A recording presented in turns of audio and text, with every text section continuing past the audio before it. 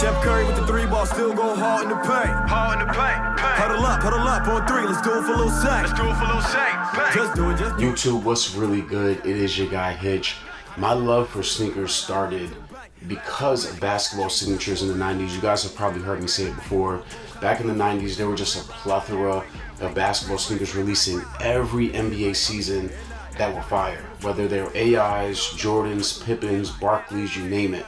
And when you look at the basketball sneaker industry over the last 5 to 10 years, it's been a bit abysmal to say the least. You'd be lucky if you can get one signature model a season that were worth spending money on, at least in my opinion. Now, luckily, this past NBA season has given us about 3 to 7 different models that I think anyone would want to buy. And Adidas is at the top of that list. And that's because of the Anthony Edwards signature shoe, the AE1. And as great as this sneaker is, they might have made it even better with the low version. This is the AE1 Low from the Ascent pack. To the riches, disobeying street sign. Same thing in a fuck you, same thing in a peace sign. Can't stop, won't stop, cause it's not in my design. Till I don't wanna own it, I just wanna get my lease up. On the road to the riches, disobeying street signs. Chef Curry with the 3-ball, still go hard in the paint.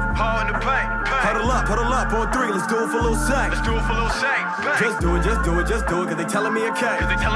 Let's not. I done shed my tears, only right, I laugh to the bank. These niggas is haters. They haters. Think like they fuck with the Vader. Showing no love, doing no favor. Ask for a verse, giving no waiver. Price went up, head crack. All black with the trench coat, blade that. Take straight for a retweet, say that. We struggle, they eat this payback. Same thing in a fuck you, same thing in a peace sign.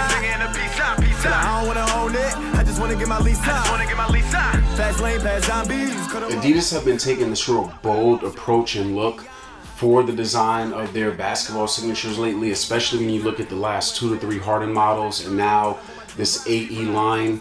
With these AE1s, you have a 2-piece upper, starting with all of this TPU material that's used to really wrap around most of the sneaker.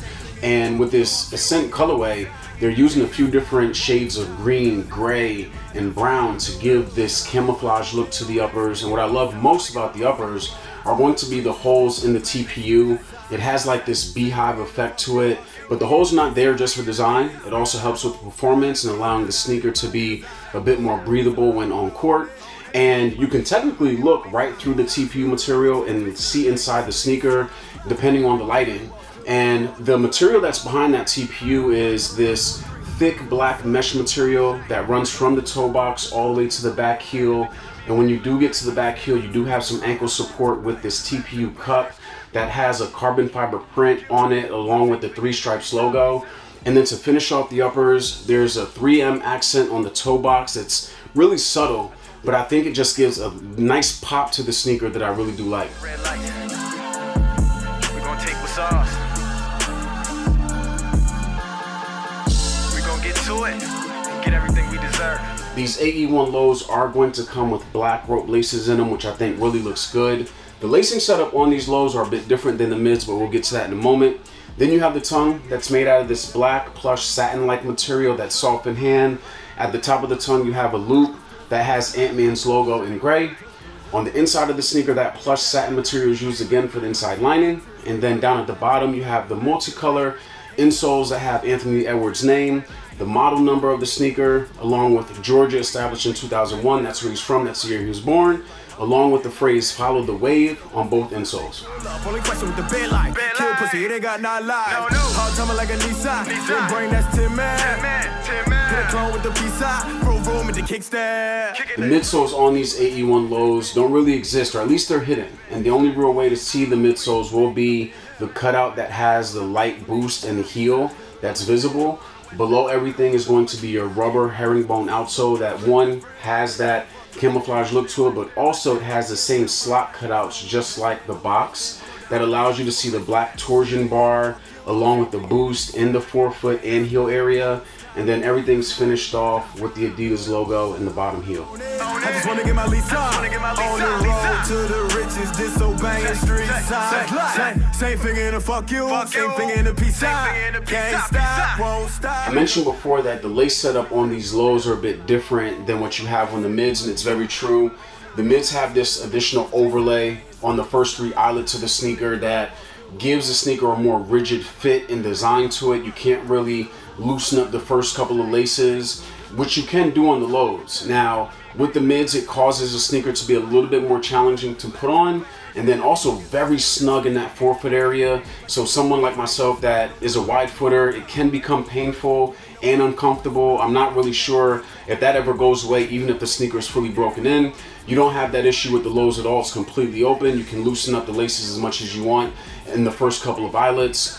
This then goes to another difference with the tongue structure, whereas on the mids, they have bands on the sides that give the tongue a bit more structure, keeps it in place, and a bit more containment, which I do prefer over the lows because the lows don't have any bands at all, so the tongue can move around as much as it wants. Then you have the differences in the ankle collar. The ankle collar is very similar between the two, very supportive, but on the mids, the material is a bit more flexible and it has like a sleeve fit to it, the way the material wraps around your ankle. Whereas on the lows, you have this more coupled one-to-one fit on the ankle collar, which I would prefer of the two. The last difference between these lows and the mids will be with the midsole boost setup. So on the mids, you have full-length boost that is fully encaged behind the TPU. And then for the lows, they opted for the light boost and they put the boost in the forefoot area and in the heel area. And then they replaced part of that TPU cage on the medial side of the midfoot with light strike foam to add some more movement to the sneaker. The AE1, especially the lows, are my favorite basketball signatures of the year. I love the design, the comfort, the fit, the list goes on. Now, this isn't the greatest colorway I've seen in the AE1s to wear casually, but I actually bought these to hoop in, and I think the colorway works perfectly for that. Me personally, I normally don't buy my hooping sneakers unless I can get them on a crazy sale, but for the retail on these to be only $110 for a signature shoe, you can't beat it, especially if you have like a coupon at Foot Locker, which I did. Now, if you do want to cop a pair, I would recommend to try them on in person if possible, because I bought the mids a half size up, which was well needed because of that additional overlay that I was telling you about. But then I bought these a half size up, and the sizing isn't bad per se, like they fit perfectly fine, but because I normally enjoy a snug fit on my sneaker, these are a little bit on the looser side, so sometimes I question if I should have went true to size. I've never done a performance review on this channel, but because I did hoop in these already for about an hour and a half, I think I played 2 to 3 different games, I will give you my initial thoughts. So I did mention I went up a half size and they're comfortable, that's all true. Now from a break-in perspective, it's very minimal that you have to worry about breaking in. I got to the gym, shot around for about a half hour, and then got straight into the games. No issues at all. The TPU and the mesh uppers are very responsive, and the rope laces do an amazing job keeping you locked in and contained. I did lace them up all the way to the top and I tied them pretty tight. 2 things I would suggest, because there was a lot of pressure on the top of my ankle with tying them so tight, is obviously just loosening them up at the top, or not going to the last lace eyelet and maybe stopping the second to last lace eyelet down to prevent any kind of uncomfort with the laces being too tight. Now, no matter how tight you do wear them, you are going to have a little bit of heel slippage. It's something that I noticed slightly while playing and then shortly after playing. And from a cushioning perspective, the light boost is really responsive in the forefoot and in the heel. I don't recall feeling too much of the court feel while I was playing, but again, only my first time playing in them. And from a traction perspective, traction was pretty good. Like I said, I shot around for a half hour and then just got straight into playing. So I was on the court roughly for around an hour, 2 hours, somewhere in that ballpark, and don't recall ever having issues with traction. If I did need an extra grip or something like that, just one quick wipe down of the outsoles and I was right back at it with no issues. The one area of concern I may have is going to be durability. The TPU, and just looking at it after one time playing, I do see some scrapes and a little bit of wear and tear on the TPU. And TPU does seem thick, I'm just not sure how much of the wear and tear it can actually take, so that would just be my one concern. Whether you plan on hooping in these or not, I think Adidas knocked the AE1s out of the park, both versions. Salute to them in being innovative and bold. And me personally, I do think the sneaker might have been inspired by the Nike Foamposite. When I see the metallic colors on the mids, I low-key see a Foamposite baby cousin. But Adidas has owned this sneaker, made it their own. Not only that, but they have done something with this low model that Nike has never done with the Foamposite, which I think is dope.